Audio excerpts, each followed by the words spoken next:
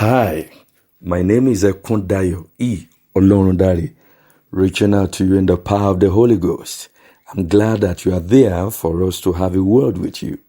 Let's look at a topic that may not be too popular, particularly among those who maybe don't have heaven as their focus. It is what I call the ride of pride. The ride of pride. If you look at our text, Psalm 138 verse 6, Psalm 138 verse 6, though the Lord be high, yet has he respect unto the lowly, but the proud he knows afar off. The proud he knows afar off. The first sign and sinking sin of the proud is that they are ungrateful ingrates. And the second is like unto the first one. They are loud and stubborn. So what then is pride? Pride is the elevation of oneself to his own destruction. Pride is an unregulated self-esteem, no matter how positive it is intended. In 1 Corinthians chapter 9 verse 27, 1 Corinthians chapter 9 verse 27, pride lacks self-control but wants to control others. It is the spirit of warlock. That's witchcraft at work. Pride is the excitement in arrogance. And so when pride, maybe in the positive sense now, loses its elegance, it is called arrogance. Pride comes from an untamed self-importance and being pretentious that makes you snobby with this kind of maybe supercilious attitude. Let's look at the truth about man. Why do we talk about pride? Let's look at the reality about man. Number one, man without God's input is in his native nothingness and empty, less than a complete minus. Psalm 8 verse 4, Genesis 1:26 to 28, and Genesis chapter 2 verse 7. So, as a matter of fact, human beings are in infinitesimal speck of a dust. That's who human beings are, and you are one of them. All that man has, number two, is given to him by God. So why the pride? James chapter 3 verse 27, and also 1 Corinthians chapter 4 verse 7. Why do you behave as if you didn't receive what you have?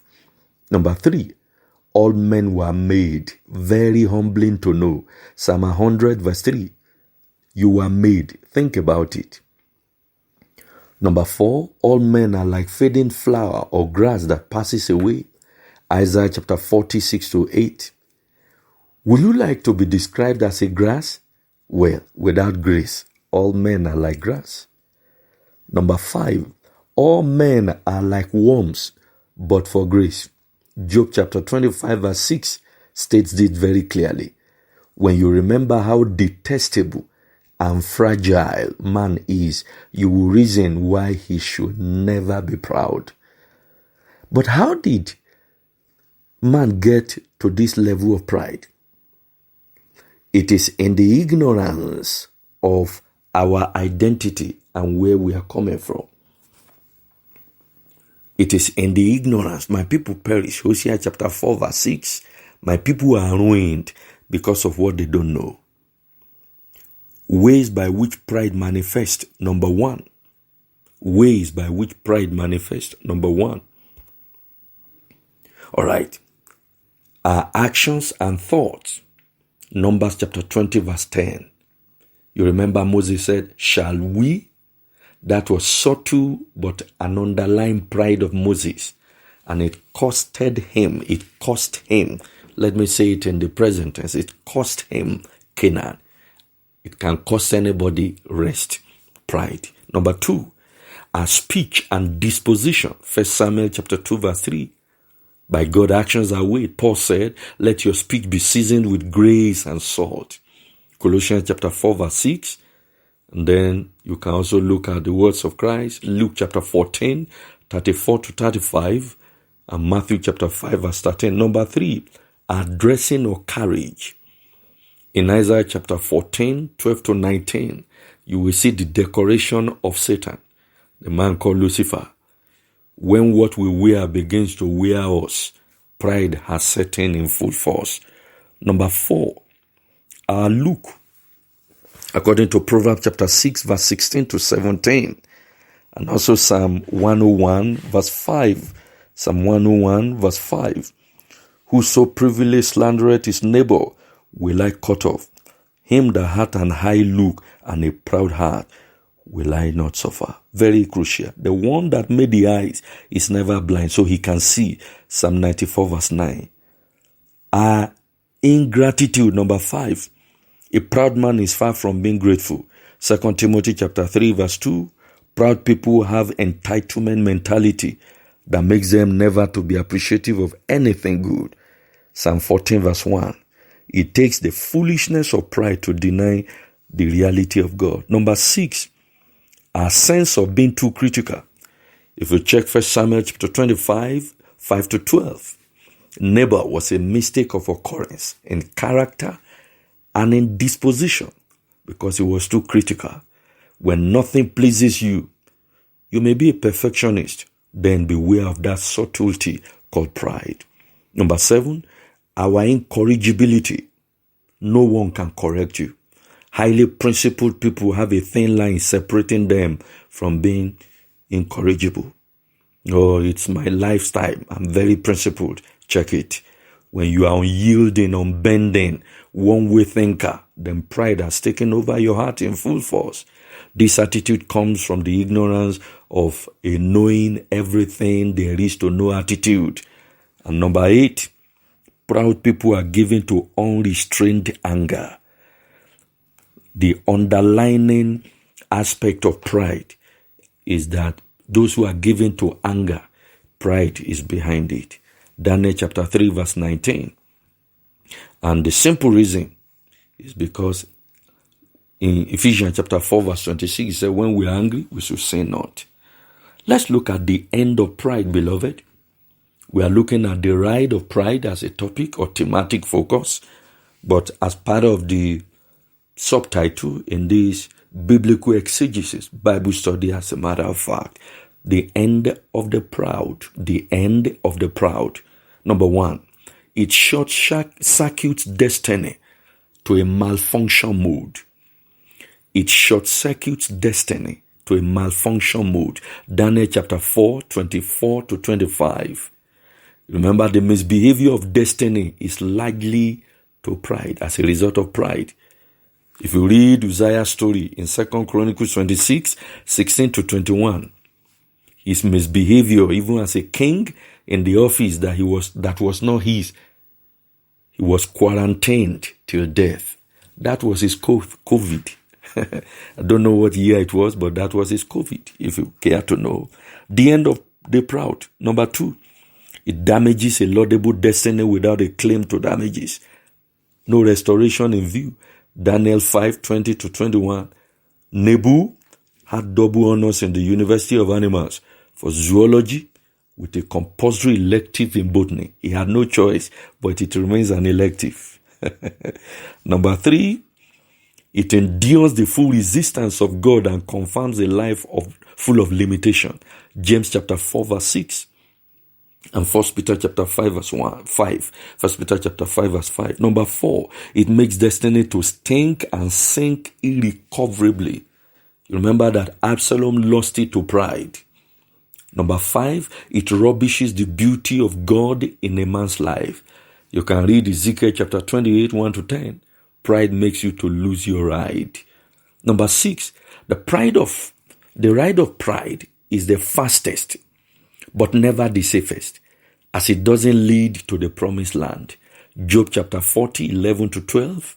Job 40, 11 to 12. Isaiah 14, 12 to 19. Very, very crucial that you should read them up. Number 7, pride inhibits the sense of positive reasoning. As we saw in Psalm 14, verse 1 earlier, a proud man has genuinely lost his reasoning to the world of animals, e.g., brother Nebuchadnezzar, Daniel 4, 10 to 16. But then is pride an exclusive preserve of the rich Not at all. A classical example is the other thief on the cross. He missed free but not cheap redemption package because of pride. And he served as a non-entity. Luke chapter 23, 39 to 42. Number 1, is pride an exclusive preserve of the rich? No. Poor people with wrong mindset can be proud. Number 2, poor people with entitlement mentality can be proud. Number 3, poor and ignorant people can be proud. Those whose information about an issue is partial, inconclusive, can be very proud. So you need to find out more about life. Number 4, an ingrate poor person can be proud. When little or nothing makes you to be thankful from your heart, then pride has filled your heart. Number 5, this is very crucial. You need to know this. A debonair gentleman with suave but poor can also be proud. You remember that Absalom's beauty was not because of aristocracy. It was nature's endowment that got misused.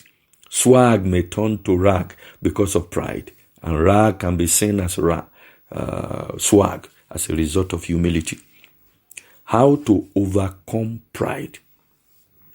How to overcome pride? Be thankful. 1 Thessalonians chapter 5 verse 18, all of the time. Be thankful. Humble people are full of thanksgiving. Play the second fiddle. See others are very unique and greater than you. By disposition, do you know that no one is better except by function?